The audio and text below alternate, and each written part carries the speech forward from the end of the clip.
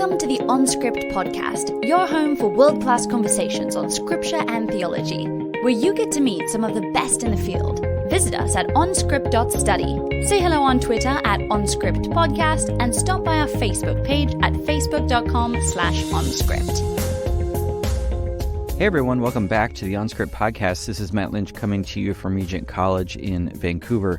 Two quick announcements before we begin here.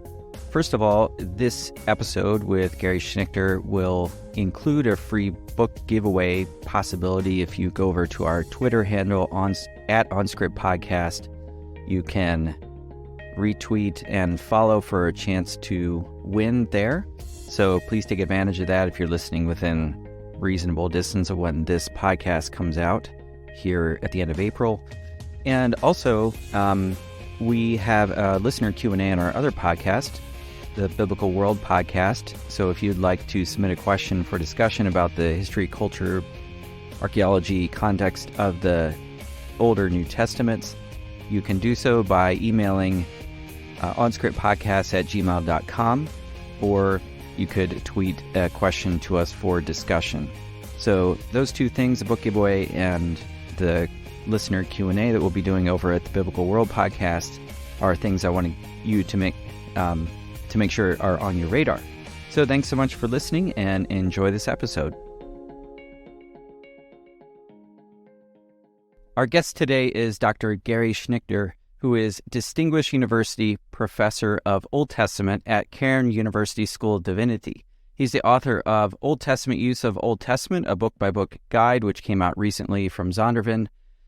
Old Testament Narrative, the Israel Story, which is to be released later in the fall of this year, and Torah Story, an apprenticeship on the Pentateuch, now in its thoroughly revised second edition. And we're going to be discussing that book today. Gary was also a favorite professor of mine in undergrad, so it's a pleasure to have him back on the podcast. So Gary, welcome back. Thank you, Matt. And as I said last time, being with my favorite students is it's a smooth ride. Yeah, well, I always enjoy talking with you. I enjoy when we meet up at SBL and get to catch up on the things we're working on. So it's nice to share the kinds of conversations we have with others as well. So you've got this second edition of Torah Story. Maybe if you could just update our readers on some of the major changes in this version of this textbook on the Pentateuch, and maybe give a bit of background on what happened in your own thinking that prompted the changes that you made. Yeah, thanks, Matt. Well, one thing that is maybe a little unusual is many second editions, people just write some extra stuff and put it in there. I've felt like with the dramatic changes in academic delivery that I really wanted to streamline the book. So I actually did add a lot of stuff. I mean, a lot has changed in Pentateuchal studies in the past 15 years, but overall, the word count is down 27,000 words. So it's streamlined throughout. And the other thing I got the publisher to do is work out how to not pad extra pages at the beginning and end of each chapter so that it so wherever a chapter ends, the next chapter starts on the very next side of the page. So it's, I tried to get them to buy into this more streamlined book. So that's, a lot of things went into that change, but that's really, I'm absolutely certain though, that students who use it are still going to complain that book is too long. And that's going to be, the review of it. The other thing that is just superficial, but when the first edition came out, Zondervan Academic had just picked up several folks from McGraw-Hill, and they were very excited about being like the first evangelical publisher to do real textbooks, is the way they put it. And so we were all in meetings, all of us that were signed on back then. Every year we met and did all this stuff. Well, I mean, they did really look cool at the time, but I mean, they just looked dated. So, I mean, all the visual stuff was overhauled completely. I mean, we just started from scratch. We didn't even bother building off the other one in that sense. And then as far as maybe more substantial things, I think I've done a lot more research over these years on the Bible's use of the Bible, which is kind of a strange feature for a textbook, but it's something that was a key part of Torah Story in its first edition. So I know I came back around to a lot of those observations and dug down a little deeper and did a little more, in addition to, all the changes. One of the big things, people probably know this, but when the first edition came out, working on the final form of the biblical books was well established in scholarship, but it was not in textbooks. So my textbook was really out of step back when I first did it, where now coming up to the second edition, all those things that were so novel and pushing the envelope, everybody's doing this. So I didn't really have to be defensive or make an apology for why should we actually study the Bible in this book about the Bible.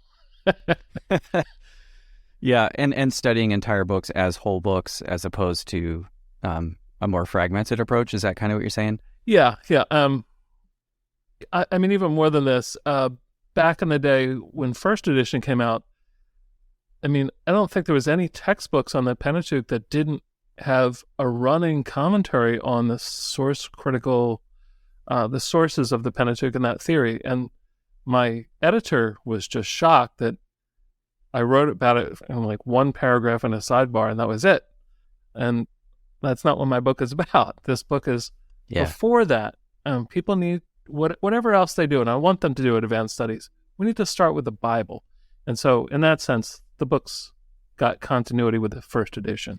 Yeah, and it also has a workbook coming out with it, right? Is that going to be released simultaneously or a bit later? No, it'll come out simultaneously. And the workbook was a lot of fun to do. I use a lot of research assistants. So we bounced around a lot of things. They brainstormed. They went through all of my classroom antics and parlor games for all these decades, and we kind of coded this stuff. And so anyway, put together the first part of that, and I got permission from my boss. So I ran special versions of my course for a semester. We didn't do anything for homework, no exams or anything, except the workbook. And the students gave me weekly, unrestrained criticism on the textbook, on the workbook. And also Carmen Joy Imes agreed to test it in her Torah course as well. So we got a lot of negative feedback on the early version of it, and really were able to go through it and kind of get the bugs out. And then I've retested all the weak spots and so forth. So anyway, the workbook is, this isn't going to sound right. It's got a lot of different things in it. So it's designed to be fun. I'm doing air quotes right now. Fun. Yeah. But fun in this sort of academic way that students probably don't think are fun. Oh, I think they will. It's the students are hungry for it. And one of the things I like about the textbook is that you have questions at the end of each chapter. You have like basic questions and then more advanced questions, and even research ideas for students to take further, which I think is fabulous. And I think even scholars reading it will get research ideas from going through that. So that's a great feature. Now, the title of the second edition is Torah Story. And so in what sense is Torah a story? That's really the core idea, I guess, of the textbook in a sense. So, as far as all that goes, the argument is the same, the thesis is the same, so there's continuity between the two editions at that level. I think that, from antiquity, the Torah has been referred to as the law. That's what it was translated in the Septuagint as the law. The New Testament just followed that tendency. And I think that it especially is kind of makes the Torah wobbly once we get into the Protestant tradition, which pushes grace against law. And so as though there's no grace in Torah, and as though, that God's instructions to Israel are not a gift. It's this kind of heavy-handed pushing back of our tradition against Roman Catholicism, which they associated with the Pharisees, and against the Pharisees who were the enemies of Christ, and sort of putting that sense of rigid legalism is sort of got pushed onto the Torah as its identity. Right. But the term Torah itself is, it's not really used in a legal sense in the Torah. It's used in the sense of instruction, of teaching, of teach the next generation these things. So I think that's the main part. I think the other thing is, even, and I might be being pushy here, but even a book like Leviticus, it's a narrative. It's filled with laws, and Deuteronomy is too, but it's a narrative.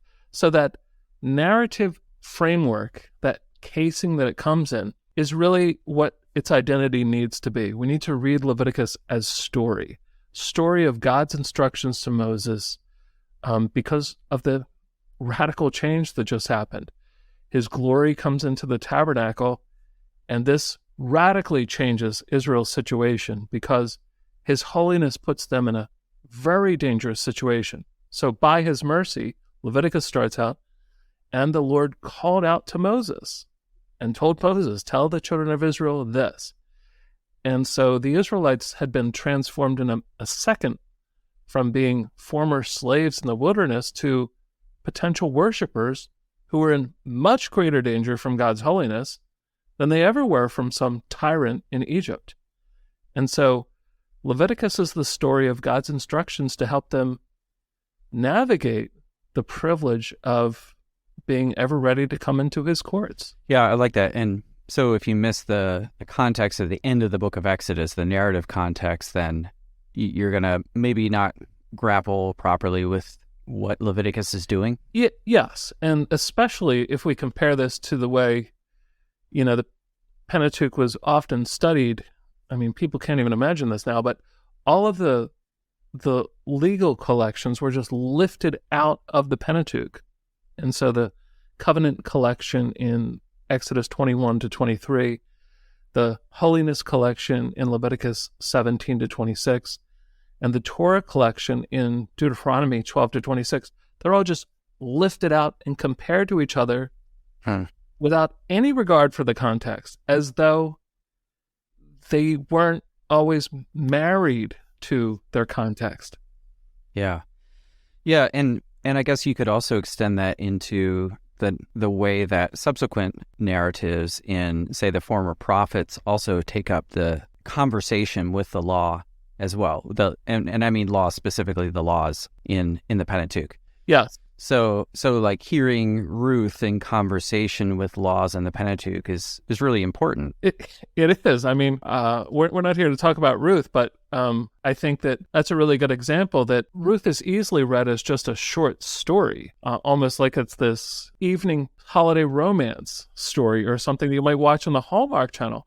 But the story itself is actually built around a series of what happens when you have two or more laws that bump into each other, because that's the thing. In the classroom, we can deal with laws one at a time, but in real life, almost always, laws are bumping into each other. And so how do we honor what the Lord has taught if two or three laws are demanding different things of us because of all the contingencies of reality?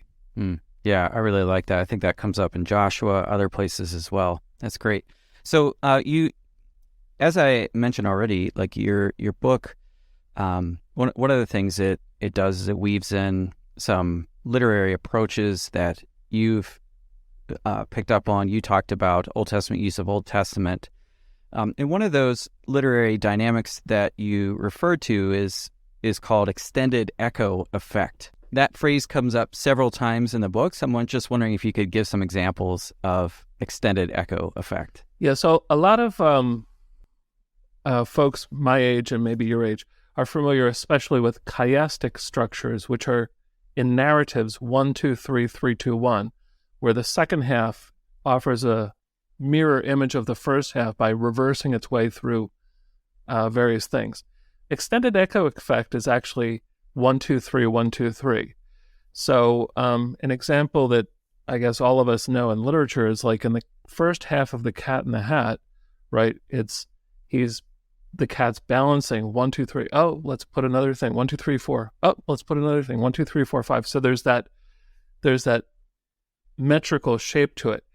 But it's very common in oral literature, so it's very common in the Bible, both chiastic structures and extended echo effect.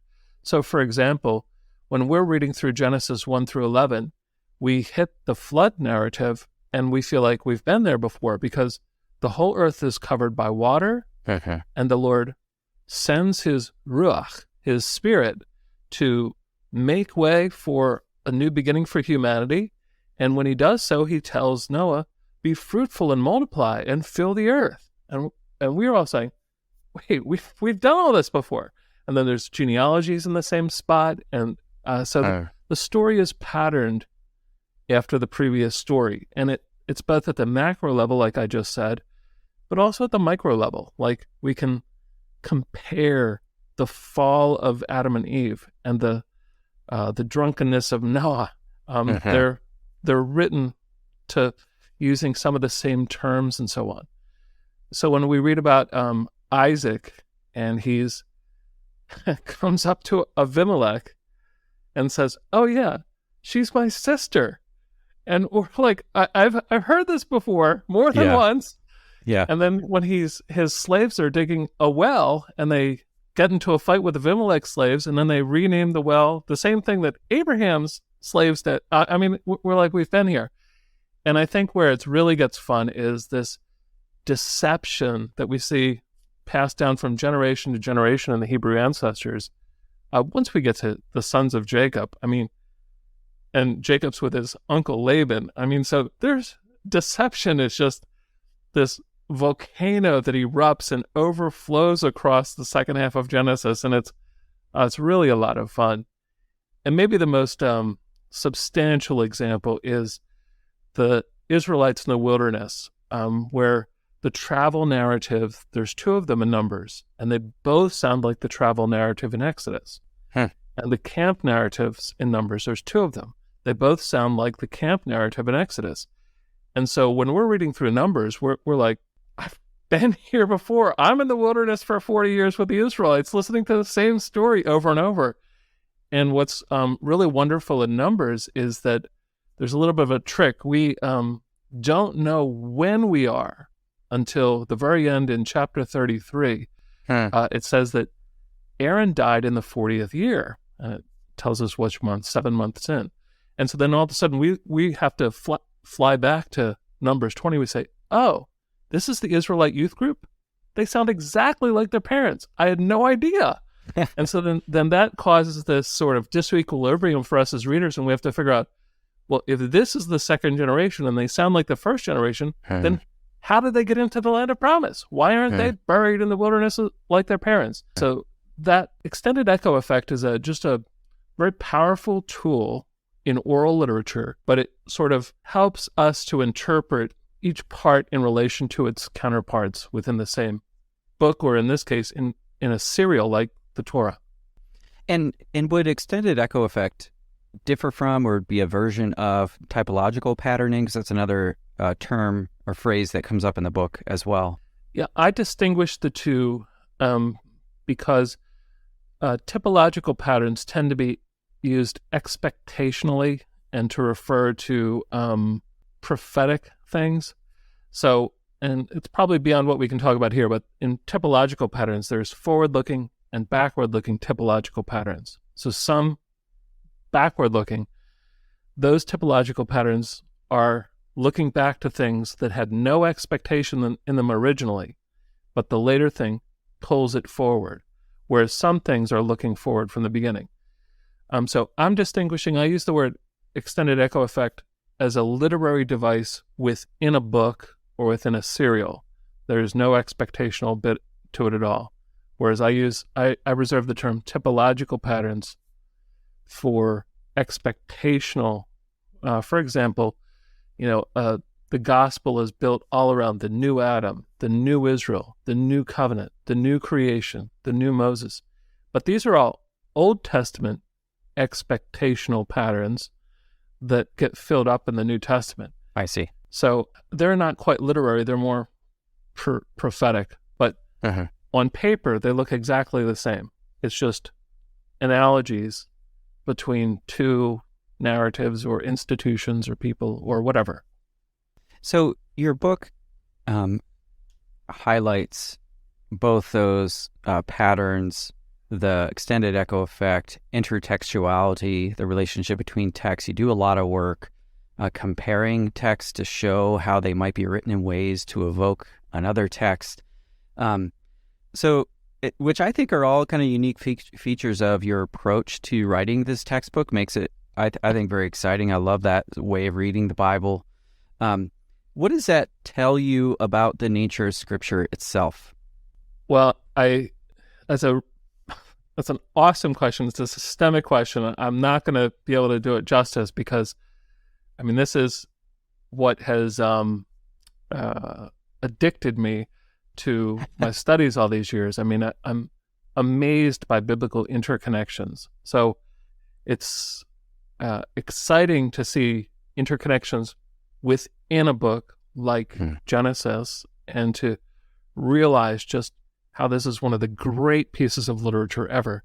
But one of the points I try to make in Torah Story, and I try to enhance this in the second edition, is that each of the other books of the Pentateuch are Genesis shaped, so that there's this real sense of, in Leviticus or Numbers or even Deuteronomy, where Genesis plays a part in how we understand those in a concrete way, and those things can be pulled out. So, for example, the way that the tribes, in the parts of Numbers we don't read, the way that the tribes march or camp around the tabernacle, that social world, those dynamics between the tribes come right out of the Genesis narrative. And when we get into the part of Numbers that we do read, where they're wrestling with the different folks in the wilderness who hate them, the Edomites and the Moabites especially, those dynamics internationally in the world of the Israelites, those are all shaped by the Genesis stories too. So that the social dynamics of Numbers within the tribes and within their world are all Genesis shaped. So that's just within the Pentateuch. So I guess that's still literary because it's within this serial that's intentionally written together. But I think one of the things I try, there's a part of each chapter called Another Look. And so I use that another look to just step back and connect with something else with each chapter of Torah Story. But the thing I probably do more than anything else is I look at how other parts of the Bible are reading and interpreting Torah. So whether it's the prophets or the Psalms or the other narratives in the Old Testament, and then occasionally I even get into the New Testament with Romans or the teachings of the Lord. No, I really I appreciate that attention to how texts connect and also it gives a deeper sense of to the idea that Genesis is this foundational book. I was thinking of the phrase that Walter Moberly uses, the Old Testament of the Old Testament, calls Genesis, and I think in a similar way to the role that the Old Testament has for the New, Genesis has for the rest of the Pentateuch, or really the rest of the Old Testament. I would say that, but I'm still conflicted, Matt. I mean, I can't decide if the rest of the Torah is Genesis-shaped or if Genesis is Torah-shaped. Sure, yeah. I mean, I can never decide that because it's easy to then go back into Genesis and say, well, look, here's redemption. And to just, here's covenant. And so these profound backwards readings, I guess, that Genesis might just actually be Torah shaped. Yeah, that's a good point. And you note that just as an example from Genesis, Judah is this character who moves from being a fairly wily fourth son of Jacob to a leading figure in the book as it comes to its conclusion. And this might be some of the back influence of the rest of the narrative as a whole, as we see it moving into the monarchy later. So how do you first of all, how do you see that transformation of Judah happening in the book of Genesis and then taking shape beyond the book of Genesis? I mean, that's such an important one, because even when we talk about Genesis 37 to 50, still, besides me, I think everyone still calls it the Joseph story. Yeah. And it's like, well, but Judah's a main character, and Joseph doesn't get the blessing. Judah does. Yeah. And so I really try to push back against that tendency for the sake of students only. It's not a real thing that keeps me up at night. But to say, no, this is the story of the sons of Jacob. And so they're after the birthright, that is the double share of the inheritance, or the blessing, that is, who's going to be in charge. And so, this story coming into it in first reading, Genesis 37 is setting us up for a wild ending, because we think we know what's going to happen as we predict ahead. If we didn't know the ending, that the oldest brothers have disqualified themselves, right? Reuben, because he's slept with Rachel's concubine after Rachel died, and Simeon and Levi, because their bloody vengeance against the people of Shechem. And then we're not surprised in the slightest that Judah, it's his bright idea, hey, let's sell Joseph into slavery. And he gets all the other brothers to agree. So he leads them in this treachery. And so we're kind of smug at the end of chapter 37, say, see, I knew it, it's going to be Benjamin. Just like the rest of Genesis has been younger over older, and Rachel had the infertility. And so Benjamin is the youngest son of Rachel, and ta-da! And then all of a sudden we realize we're wrong when we start reading Genesis 38, and it's a whole story about Judah and what a jerk he is. And we're like, wait, something's going on here. And it's a whole other chapter about how treacherous Judah is. And I mean, he's really terrible here. I think we all know all the fun parts of Genesis 38, and any students that don't, they're going to love it. This is not a rated PG-13 chapter. And so Judah, at the end of this chapter, we're like, he is such a hypocrite. He is so treacherous. He's so awful. And we have to agree with him when he says to Tamar, his daughter-in-law, she is more righteous than I, or maybe she is righteous, not I. But when we meet Judah again, many years later, when his family is starving because of the famine, it's Judah's idea to offer himself in place of Benjamin. And he says, I'll take responsibility for him. And he stands there with this Lord of Egypt and tells the Lord, you can't have Benjamin. No, take me as your slave forever. You have to let Benjamin go. And we're all like laughing or whatever because we know about Joseph. But then Judah says, I made myself a pledge for Benjamin. And that word, pledge, is the key thing that leads us back to interpret what happened to Judah, because it was when Tamar showed Judah his staff and seal and his cord that he gave as a pledge so he could sleep with her. Yeah. We said, oh, wow. And that pulls us back, and we re-examine his confession before Tamar. And so that's the first time where Judah makes a confession. It's as though Tamar puts a mirror up to his face and says, oh, the person that got me pregnant, Dad, guess who? Here's his credit card and driver's license. And Judah's floored. So I think I'm going to, how I read that, I don't read this in Genesis that way, but in class, I'll share that with you. In Torah Story, this isn't on the surface.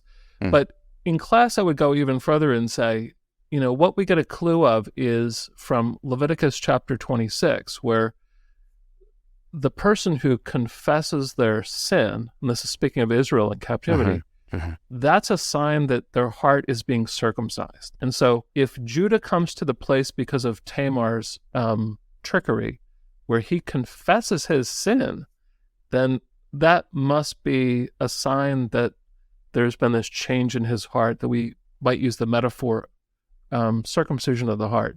And that helps us explain, why is Judah so different later that he earns the blessing? And Jacob gives it to him rightly because he made a deal with him. you can take Benjamin, but you better bring him back. And Judah does one better than that. He restores the beloved son Joseph to the father, and he offers himself in place of Benjamin.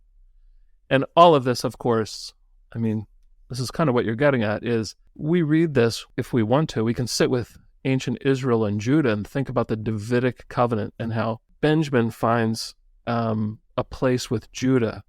That is the Davidic kingdom, not with the northern kingdom, not with Joseph's tribes of Manasseh and Ephraim, but no, Benjamin stays down south with Judah. And so there's this, right, there's going to be some real delight for us to read Genesis with the political feud between the hill country of Judah and the hill country of Ephraim. Such a powerful story. Let's move on and jump over to Leviticus. I think it's a book a lot of Christians misunderstand. And your textbook, as you're trying to present this book to students, what's a misunderstanding that you're trying to confront in that section of your book? I think there's kind of two things, and they're interrelated. But one thing is we as modern Christians, we don't tend to have the sense of the danger of holiness that we should. The danger that really Israel's suddenly aware of when this God, his glory, comes into the tabernacle. And, you know, there's all these regulations because they could contaminate the tabernacle and stir up the wrath of God. And he tends to have a really, really bad temper. And he tends to slay people. I mean, we know this already. So the holiness of God is one thing. And I think the other thing that Christians do a good thing with is we tend to focus on, well, the real problem is sin.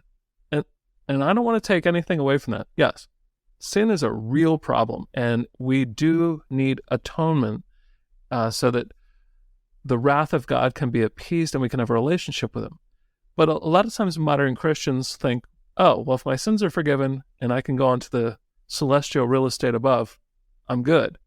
Well, Leviticus, I think, pushes back at that because Leviticus also has all of this ritual pollution. So there's these ritual standards, both dietary regulations and also various life situations that create ritual pollution, so that our relationship with God isn't just about sin, but it's also about worship and what's required to worship this holy God. So there's the scary part about worrying about polluting the tabernacle. And Leviticus is primarily not about the individual worshiper. It's about the danger that Israel as a community comes into by putting ritual pollution on the tabernacle and about putting sin on the tabernacle. So it's God's holiness and keeping his dwelling place clean, which is important. So I think modern Christians tend to not be in tune with the need to focus on a relationship with God beyond getting our sins forgiven. And it's amazing to me. This was pointed out to me by someone else. John Master, the older one. But Leviticus begins and ends with voluntary offerings. It doesn't begin and end with mandatory ones. It begins with an opportunity to worship, and it ends with an opportunity to make vows and worship. And I've thought, that's such a really great point, and that goes beyond this, get me out of trouble, get rid of my sins, let me have a relationship with God. There's more to a relationship with God than just our own sinfulness. Yeah, that's really helpful. I think as I've taught in Leviticus, one of the things that students are often really surprised at is how few of the offerings really deal with what we would call sin, our moral kind of categories for sin or social categories. But primarily, these sacrifices are dealing with ritual pollution. And I think that's something hard to connect with and know what's the point of contact for us as Christians reading this material today. So maybe if you could talk a little bit more about that, like what you find as the most fruitful analogy for thinking through ritual pollution and Christian life today. Yeah, I mean, I think that I'm with you. We have to start by actually studying Leviticus because God's holiness hasn't changed. The difference for us is Christ is not only our Passover lamb, let's say that he died in place of us for our redemption, but he's also, I'm using the word from Isaiah 53, our guilt offering, which helps us with sin. But then this is kind of important. He's also our purification offering. That's what the Day of Atonement is about. And that's mainly what, say, the book of Hebrews is about. So that it's not just that Christ died for our sin. Christ died as our Passover and our Day of Atonement offerings as well. So that when we talk about worship the Lord, that's mainly what Hebrews is getting at. And so that we trust in Christ not just for forgiveness of sin. We trust in Christ that we can come before this God that's just as holy as he ever was, and that Christ is our purification offering so that we may come before the Lord and worship him and serve him. Yeah, that really adds depth to the atonement, because I think sometimes we can have the understanding that in Christ, God sort of turns the dial way down on his holiness, and we no longer have to, it's not just that we don't have to deal with the ritual offerings anymore, but we also don't have to deal with the holiness of God. And whereas if Christ is understood in terms of a purification offering, it definitely changes the picture there. Yeah, and I think students would do well to come out of Leviticus and read the book of Hebrews just with thinking about how often it's actually talking about the purification offering and Day of Atonement, and how little it's actually talking about sin and the guilt offering. Yeah. Now, one of the patterns or texts that has really perplexed me, I've wondered about, and you brought it up in your book, are number 16 and 25. So number 16, Korah's rebellion, and you have this dramatic account where Aaron intercedes, runs through the camp with a censer and prevents a greater disaster. And then in Numbers 25, you have Israel sinning with the Moabites and worshiping their gods.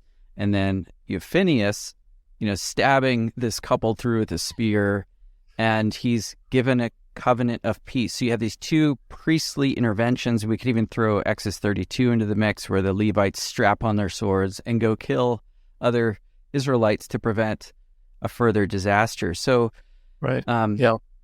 you've got these priests stopping violent outbursts of God. What do you make of that in relation to the priestly role in general? I mean, that's really great, and this is an area where I think I've learned some things, or whatever. I'm more in tune with it than maybe I was all those years ago with the first edition. For the situation in Leviticus, number 16 and 17 actually is kind of a composite sort of story. And the outcome after the Lord has the earth swallow up Korah and the other rebels, and then there's this whole trouble with the Levites that wind up going down with him. Well, then there's also the Israelites who are having the same problem, and so the plague's coming out, and that's where Aaron goes out into the middle of those. And then at the end of all that, okay, fine, let's start over. Every tribe, pick someone, put the staff in before the Ark of the Covenant, who's ever buds, that's who I picked. Oh, look, I picked Aaron. Now stop it. He's the one. There's no other. And then I think what's really interesting, and Ben Noonan got me to think about this, in chapter 18, there's this pause where there's some instruction. So it's a break from the story. And in chapter 18, the Lord reaffirms that he is giving the Levites, he's gifting the Levites to the tribe of Aaron to do whatever Aaron's tribe wants them to do. But the underlying push through that whole chapter is because Aaron's family, the priest, have to bear the burden of holiness. And so they need the Levites then, their primary job is to protect, that is, keep the laity away from the tabernacle and keep the laity away from the danger of God's holiness. So there's all these menial tasks, of course, that the Levites have to do, but their main function is to protect Israel and to then, I don't know that Aaron's family or the high priests, the priests themselves are protectors. They take on the burden of holiness. So maybe there's two functions here. There's the Levites who protect Israel, sometimes by killing people, and the priests, this smaller group within the Levites, who it's their privilege to lead worship, but it's their burden to have to deal with the holiness. So, for example, even the holy robes that Aaron, the high priest, puts on, well, I learned this from somebody else, Nancy Erickson, his robes are just like the tabernacle. It's like he tabernacles himself to go in to before the Lord, and then that makes his clothing holy. So he can't wear it outside the tabernacle. He must change in there because it's the priestly burden to deal with God's holiness. So that would be along the lines of maybe what I've been thinking more about the connection between Numbers 16 and Numbers 25 in more recent years. But the story is really, it's a wild story in those couple of chapters. Yeah, and just the juxtaposition between, these pretty violent situations and then being granted a covenant of peace afterward. And maybe that's a deep irony. Yeah, and I've wondered too if there's an aspect of, we can't live like this on a regular basis. So the need for the priesthood to facilitate peace via the covenant and the ritual system is paramount then in what follows. But anyway, fascinating stories. So thanks for that. At various points in the book, I notice in terms of the literary techniques you're observing in the Pentateuch, you discuss ambiguity in biblical narratives and how they occur at moments where you would think there would be a desire to get things clear. Like, what exactly is wrong with Cain's offering? Could you be a little more clear on that, author of Genesis? How about Ham's sin? Aaron's son, Nadab and Abihu, bring strange fire. What on earth does that mean? Moses' sin that disqualifies him from entering the land. We have to kind of speculate around to make sense of that. You could even push further into Saul's sin, David's sin when he takes the census. What's so bad about that? So these are key moments, and they're shrouded in real mystery. So why would the biblical writers do that to us? Are they just assuming knowledge that we don't have, or are they doing something on purpose? Yeah, so these are notorious texts, and I mean, because you're in OT scholarships mixing it up. I mean, there's new theories about what's the sin of Ham, what's the sin of Cain. I mean, they're still coming out. What's the sin of Aaron's son? So these are particular passages. So I think some people might mishear me when I talk about intentional ambiguity.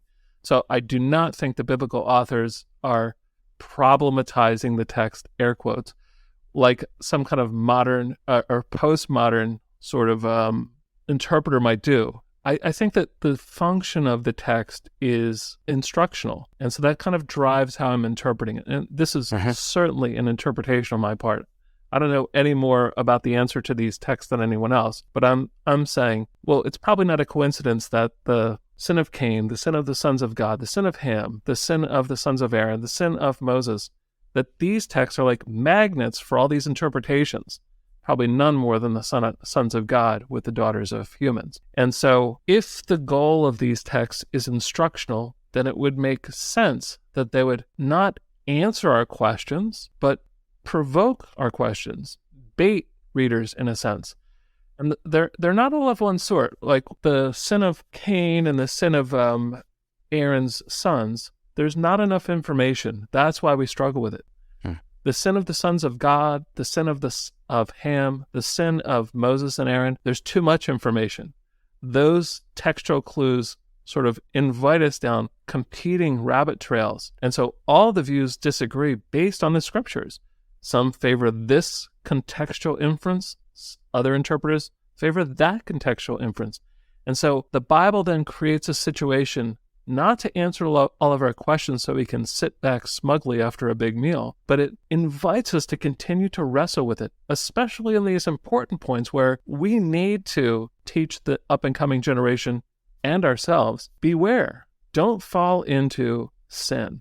And so we need to debate the sin stories. Yeah, really a fascinating dynamic. And I think of, to go back to Walter Moberly as well, he talks about how Genesis 4, with the acceptance of Abel's offering, he talks about how the story foregrounds apparent divine favoritism and the need to deal with that in the life of faith. That this is going to be part of the story you're going to have to deal with as a reader and as a person of faith. Right, and I mean that's exactly what Korah and the other rebels are worried about. Is how can you guys get to do all the cool stuff and we have to just carry everything and we can't even look at it? And so I think that idea of God's election, that really bristles us as modern readers. And so we might have an especially difficult time with that God does choose. And it's easy for us to maybe pick on something like favoritism, whereas, it's interesting, though, that the story doesn't just end that way. In Genesis 4, the Lord says, come on, Cain, what's going on? And the Lord tries to reason with Cain, like, don't let this predator at your door overtake you. Yeah. And even after he murders his brother, the word brother's used 7 times in the passage. He murders his own brother over this issue of not being able to relate to God as well. The Lord still doesn't give up on Cain.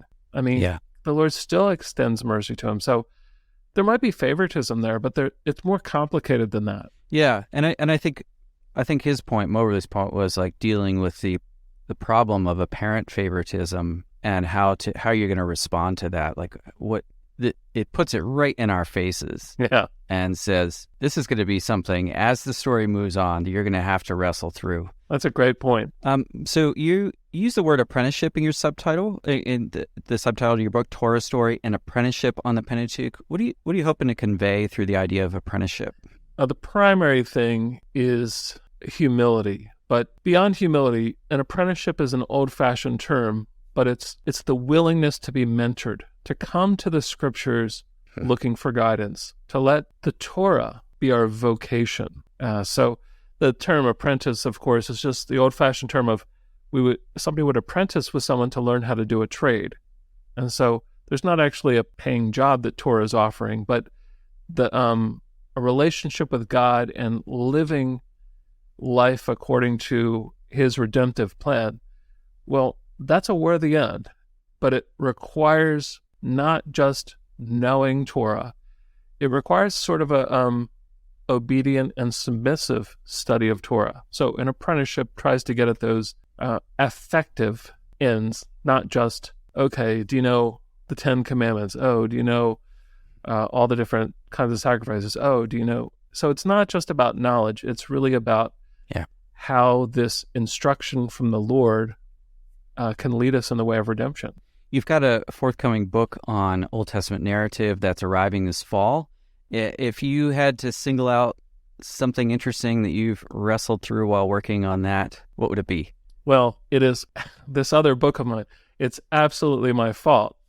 So I'll make it simple. I'm doing all the traditional historical narratives in the book, but I'm also doing Daniel as narrative. So for years, I think you know this and many other people know this, Daniel's not a prophet. So it's kind of weird that we treat him like one of the prophets. Now, we call him a prophet like Christ did in a general sense of the visions point forward to something, but this is a story. And so with two of my colleagues here, we had a debate one time because I teach Daniel in OT narratives. And so my one colleague says, no, Daniel is a prophet. And it's like, Amos is with the prophets. He's not a prophet. Well, yeah, but his book is prophecies. What he's saying is he's not a professional prophet.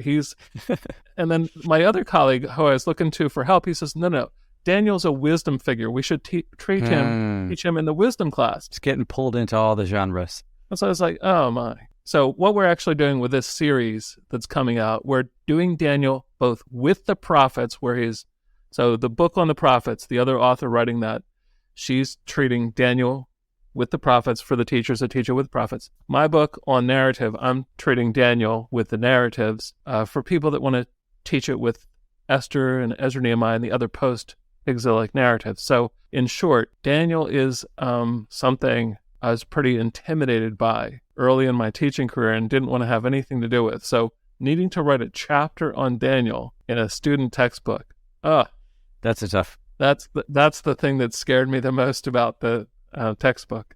So it's my own fault. I'll look forward to discussing that book with you at a later point. That's your Old Testament narrative book. But for now, thanks so much for joining OnScript to discuss Torah Story. I encourage people to check that book out and use it as a textbook or as for personal study. It's a wonderful book. So Gary, thank you so much. Matt, thank you so much for having me. It is a thrill, and thanks for not doing a speed round. Woo! You've been listening to OnScript, delectable conversations on scripture and theology.